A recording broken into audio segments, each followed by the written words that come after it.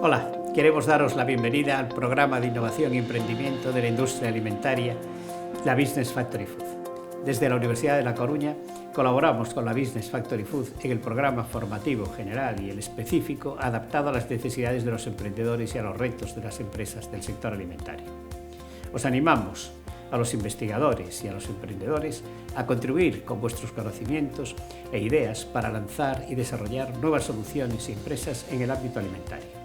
Las tres universidades gallegas, junto con los otros miembros del Comité Técnico de la Business Factory Food,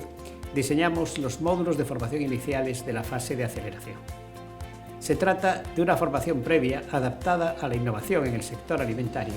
que se completa con otra formación de tipo comercial, la comercialización y la estrategia customer-centric centrada en el cliente, característica del marketing en esta era digital, así como otros temas más clásicos como el plan de negocio y el financiero. En este marco, la formación que impartimos desde la UDC os proporcionará herramientas para la evaluación de la madurez de vuestros proyectos de innovación, la Innovation Readiness, que la impartirá mi colega de Económicas, Antonio García Lorenzo, junto conmigo, y la instrumentación con metodologías ágiles y Scrum con nuestro colega de Informática, Óscar Pedreira.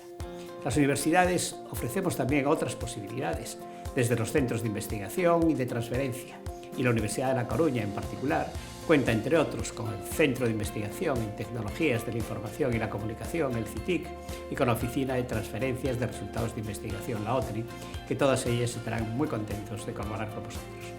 En nombre de todo el equipo de las universidades y la Business Factory Food, os invitamos a participar en esta convocatoria abierta hasta el 11 de enero y a seguir impulsando vuestros proyectos de innovación para apoyar la recuperación y nuestro progreso en el futuro.